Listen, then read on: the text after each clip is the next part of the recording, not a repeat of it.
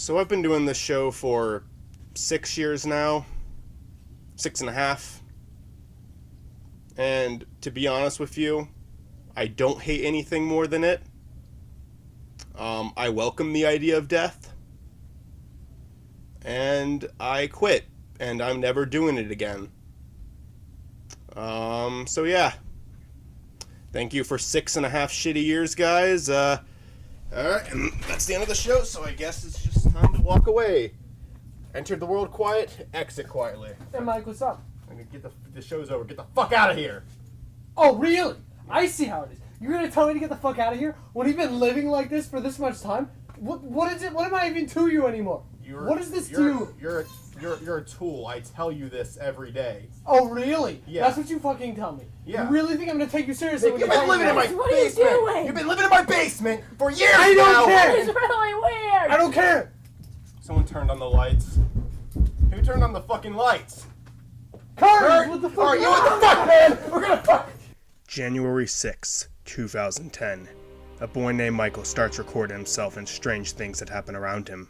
Joined by his loyal friends Nick Pinsack and Gage Isley, they start to explore the world together, as more and more people join them and move in with Michael over the years.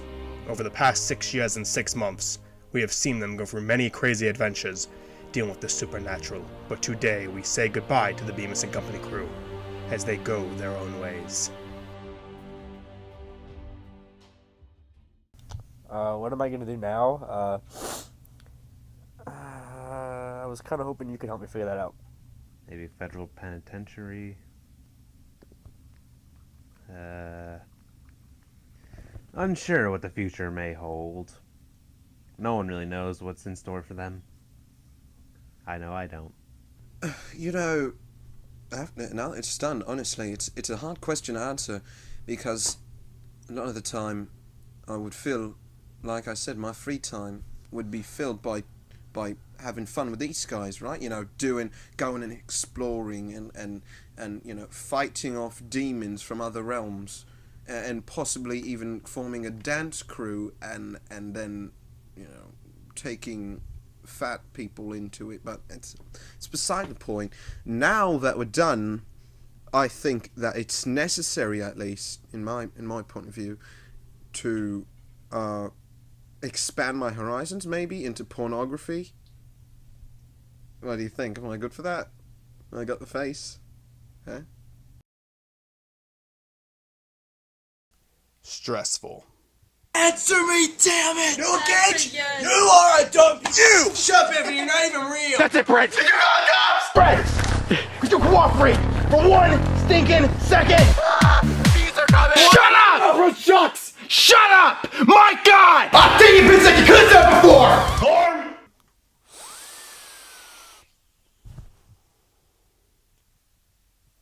Hazy. Because everything in life is hazy. Eventually, memories fade and everything just becomes hazy.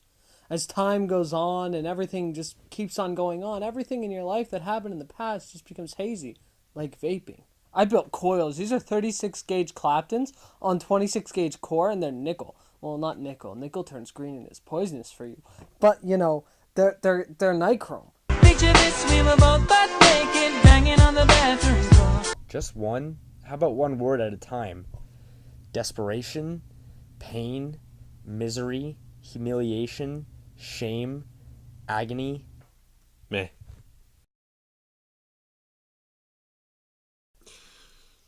For that, I'd have to say my right hand. You know, Judy has been there for me through a lot. I guess I'd have to say John. John's such a great person. He's just so likable. He says so much. He contributes so much to the group. He's easily the greatest character that Bemis&Company has ever produced. Yeah, John Sweetcorn for sure. He's my bro. My best friend in the group is me, because I like vaping. Because vaping is cool. I'd say death. Because he's probably my greatest employer. Well, that would more so have to depend on who I'm with. I mean, sometimes I'm with Brent, Tariq, Nick. I mean, I guess in reality, I would have to choose Joanne. She was the only one who really wasn't a dick to me.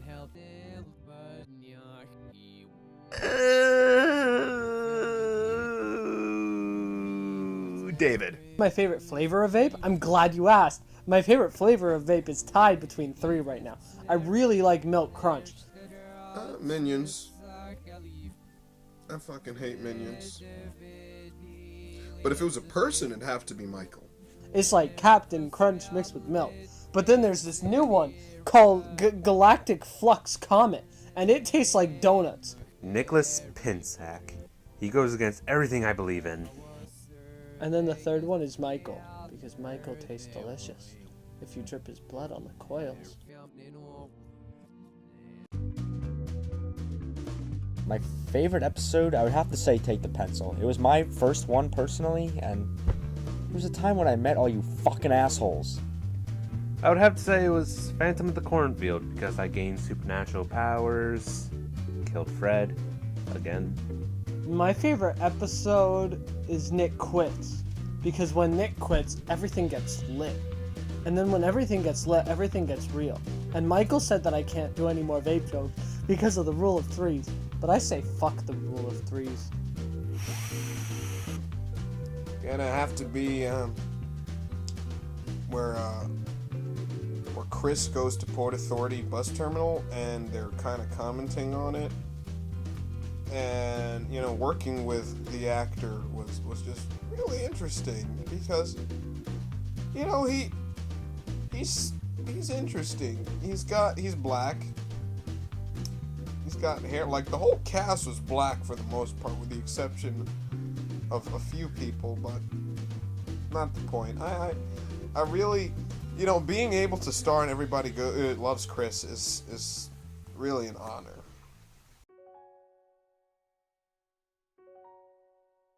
I don't know why this group stayed together, because honestly, I was probably the shittiest person in it. I'll kind of openly admit that. I liked being a dick to people, what can I say? But yeah, I don't know why they put up with it. Well, unfortunately, these guys are the first people I ever known, so I have to befriend them. And plus, befriending new people was kind of a hassle. Why am I still friends with Michael? You know, that's a really good question. Well, I've known him forever. He's one of my best friends. We've been close since we were children, pretty much. As soon as I moved here, I mean, everybody kind of hated me, but he always stuck with me. And so did everyone else in this group, like Gage, back when it was the 3 of us. It was amazing and spectacular, and we had so much fun, and I didn't really care what people thought of me when I was with them, because I knew there were people who weren't gonna turn around on me and hate me. As much as they push me around, I mean, I always just want to come back. It's not... I don't feel like I am the enemy here. I don't feel like I am treated probably as bad as you guys see it. I mean, offset, I mean, we always have a good time. It's, I mean, they're my best friends, and I really couldn't ask for any better friends than, I mean, I know you guys see it differently, but I feel at home with them. It's, I push them back too sometimes. I mean, you guys don't really see it often, but it's just life. I just really want his money. Like, I know that he's Jewish. See, when I look at Michael, Okay, that's not the question. every time I do, I just want to fucking choke him.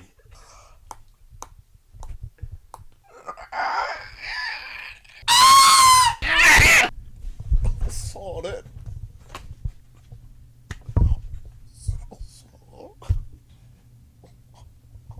Stop. Just answer questions. Yeah, why don't you answer any questions? You won't listen at all. Trick, are you ready to answer the question? I am ready to answer the question. Okay. Okay. Okay. Every time I fucking see him, I just despise the look on his face. The goddamn smell of everything that he owns. It makes me sick to my stomach. But he's cool.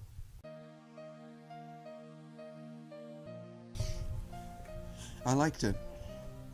You know, the fact that it's going off, it hits you. Now, I mean, this show has helped me become a strong, independent man who doesn't need no man. Because it was the other way before. I used to need Michael and Gage, but now I don't need any man. All I need is my vape. Well, I found this experience to be okay. There were some good times, some bad times, some weird times. A lot of weird times, usually with Nick and Michael. Those two are weird. You know, you miss that. You go home, you lay down in your bed, and you say, wow, I murdered somebody today. I just saw my friend get dragged away by a sentient hose. That's something. Without that, I don't know what I'm gonna do in life. Well, you see your best friend wish for his hands to become feet. And then wish for your friend's sister to disappear, and...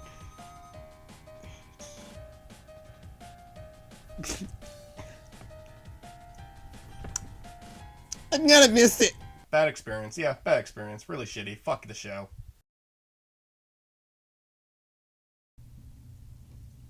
Mm-mm.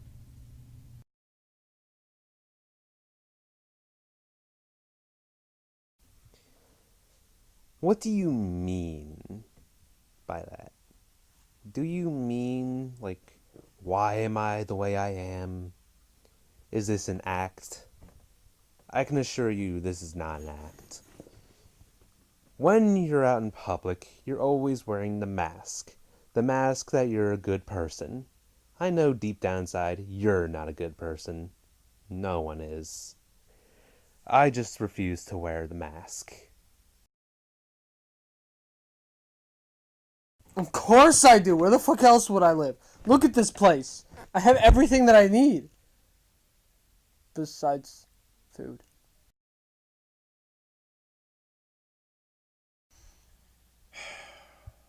Alright. Listen. I know whenever you see a mean-spirited character, and I mean like a really, really mean-spirited character on a show, you often like to believe that there's good in them. I feel like I've lost every single shred of that the very second this show started. I don't feel like I'm a good person at all. I don't care about any of them, to be dead honest with you. And I know that sounds horrible. I know that makes it seem like after all these years, well, Michael really will say that. But name one good time I had with these people. Try your best to think of something. Because in my memory, it's been nothing but horrible shit. I never got close to anyone. I never shared a smile with any of these guys.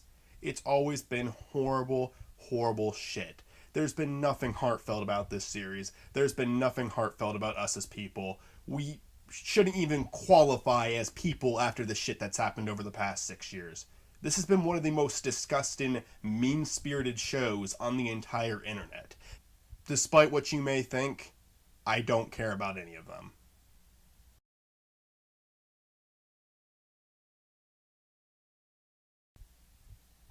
You know what? Yeah, why not? It's the final episode. Might as well finally explain this shit. Okay. The timeline begins with the birth of Christopher Velson, who was born in 1988, and in 2005 would create a world of his own, with civilians based off the movies he grew up with. War of Cinema doesn't take place in a different universe, however. Christopher Velson didn't always live in his universe. He once lived in the same world that Michael and Nick lived in. The only reason this was worth mentioning is because of Gump. Gump has been featured in many different series, but the one that he originates from is War of Cinema as one of Christopher's creations. Gump was part of the rebellion when Velson started to lose his mind and treat his own creations like slaves. Gump, however, managed to make it to Velson's reality, the one that Michael and Nick lived in, and were currently 9 and 10 at the time. So, somehow in between 2005 and 2014, Gump managed to make it to Michael's world. Not only is he the only character that was capable of flat-out escaping Velson's world, but he also became a little more fucked up in between shows. He was an ignorant racist in War of Cinema, but in Bemis&Company he was something much, much worse. In 2004, Michael and Nick meet each other, and 1 year later, Michael and Gage meet each other. 5 years after the rebellion saved their universe and put an end to Velson's madness, Michael is in his universe and he walks into his old friend Owen, who starts to show supernatural abilities that freak Michael out. This is where Michael's story begins and where he begins to meet strange set of characters, aka his company. He tolerates this for a while up until 2011, where he decides he needs to move on from this madness and leaves his town, hoping to find a new life. This ends up just making things worse, and after spending 3 months away from home, he goes back to Nazareth, believing that his life is a little less shitty as long as he's with his dear friends. In 2012, Michael meets Brent and Fred. In 2013, the town of Nazareth undergoes a depression, and several of Michael's family members are sent to fight in a war, leaving him to take care of his 2 sisters by himself, which he fails at miserably. After a huge mistake, the entire town wants Michael dead, and he negotiates with them to find a legendary artifact known as the Bronze Duck that they can sell and become rich and happy again, despite not actually believing it's real himself. Michael and Nick go on their big adventure in order to try to find it, but not without fighting Greg, protector of the Bronze Duck, who would later become a main member of the group. Michael, during his journey, doesn't become a better person, but finally is willing to acknowledge his flaws and admits he would like to work on them. It's a small step up, but it's something. Nick also finally has to ask himself why stay friends with someone like that, but in the end realizes that both him and Michael live corrupt lives and they are 2 outcasts that need to stick together. Once the town is saved, they pretty much go back to normal. Some new faces show up, such as Tariq, Jack, and Alec, and some older faces are never seen again, such as David. In the same year, a review series is started by Michael, Nick, and Fred, and a little later Gump joins the crew, this being his first appearance in Michael's world. Within 2013, Michael learns that he is just a character version of the real Michael Bemis. Him and the real Michael have a conversation on life and reflect on the past 3 years. Near the end of the year, Michael is warned by his little cousin Anthony that something big is coming, that he and the others will need to be prepared for it. In a 7th-part special that was never finished and only has 6 parts up, Michael learns of the 4th wall and how he and the others need to cross to meet their creator, believing that their creator is going to end the series. However, this turns out not to be true, and they are just switching channels. In 2014, their lives continue as normal, but on December 24th, 2014, Fred finally snapped due to years of abuse and being killed by a majority of the main characters. This would end up being a possible event rather than an event that actually exists on the timeline, despite being referenced from time to time. In 2016, Gage died in a cornfield, and now has supernatural powers that makes him Phantom of the Cornfield, and I decided it was finally time to wrap this show up. At this point, we once again make it to a part of the timeline that is not definite. In 2021, Michael finally realizing he can't spend his entire life goofing off with Nick, decides that he needs to get a job. Things do not go well for him as his old rival the Panda screws him over on multiple jobs, and no one in his group of friends is really willing to help him out. Gage occasionally finds work for him, but they are all miserable jobs. Michael goes through the next year of his life discovering he is a father, becoming enemies with old friends, facing off with an old rival, and temporarily losing everything he's ever cared about, failing over 50 jobs. In 2023, he's able to get a job, and it makes amends of all the people he's wronged since 2010, except Brent. As of now, this is the end of my journey. However, it is just a possible future, not a definite future. Finally, in 2036, yeah, big jump, what Michael discovered about the 4th wall in 2013 will soon be rediscovered by a man named Joel, who wants to cross the 4th wall and find out he is the way he is, and why he has these strange dreams he's having every night. The ending of the story is still unknown, however, Gump once again shows his face, connecting all of these worlds together. Wait, what the hell? How the hell has he shown up in every single different timeline? Every single different universe? Gump has always been there. Is he going to be in Cameraman next? There's something truly peculiar about this character. There's a lot to explore with him, actually.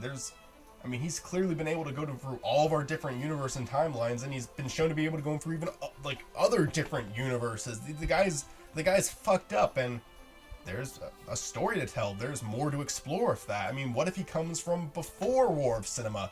What if Velson didn't create him? What if he exists years before that? What if Forrest Gump is actually based off Gump? Think about that. There's a lot of things that we never really concluded either. Gage just got the Phantom of the Cornfield powers. There's a lot of fun stuff we could do with that. What about that old rivalry with Michael and Zach? What about Bigfoot? We haven't seen him in a while. Has he been doing anything? There's more adventures of John Sweetcorn. There's so many cast members in the show that we started doing stuff with but never completed. There's still a story to tell here. Why am I talking about it in the show when we have more than ever to work with? We've had years of characters and years of stories, and now we finally can kind of bring this stuff together and start to really have fun with it. We've made several shows. We can make characters from different shows interact with each other. We've created a universe. Okay, not that many people watch the show, that's obvious, but is doing it because of views really the reason to do it? Look here, I kind of was always aware I wasn't going to be this big YouTube star. Yes, I did expect more views on Bemis&Company than this, but I kind of gotta take what I can get, because the truth is I always did the show out of passion. back then I had a lot more energy and I was a lot more motivated to keep it going, but nowadays it just feels like, why am I doing it if no one's really paying attention to it? But at the same time, that's not the mindset I had going into the show. I need to get back to that mindset. I need to just keep creating things because I want to create things. And occasionally new viewers will come in. I see it happen still. It's not as often as I would like it to be, but I like the fact that there's people out there who give a shit. And yeah, they do. A lot of people do, actually. I talk to people about my content. I have people come and be in them, and they like to watch them, and they like to look back at them. During the filming of this, me and Tariq sat down and watched a bunch of old episodes, and it was great, and I love having this online, and I gotta keep it going because, you know, someday these are gonna be the old days. These are gonna be the days I miss, not the old stuff anymore. I gotta keep it going so I can keep enjoying life, keep enjoying what I do, and do as much with these videos as I can. Sure, I'm gonna have to start doing it less and less as life starts to catch up with me. Of course, I have a job and I'm going to school, and when I do both of those, it takes time away. But I think no matter what, I'll always have time to at least release a couple a year, and probably more than a couple. I'd like to at least get a good 10 episodes of Bemis&Company out every year, more if possible, while still working on other projects like Across the Fourth Wall and Cameraman. I want to do everything. I want to keep this series going. And maybe sometimes imagining life without it is the only way to remember how much you appreciate it. You can do it. You can do it. You can do it. You can do it. You can do it if you try. No one can stand in your way. You are the greatest that there ever was. Don't let anyone tell you different. They're just jealous of you. You are the best there is and ever will be at just about anything. You'll always come through no matter the odds. You're less like a man and more like a god. But even the gods, they're heirs to you. And there is nothing you can't do. You can do it. There's no mountain you can't climb. There's no lyric you can't rhyme. You're the champion of the universe. You can swallow the sea and devour the sun. You can make all the tiny mortals run for their lives, if you can call that living. You'll always come through no matter the odds. You're less like a man and more like a god. But even the gods, they are heirs to you. And even the impossible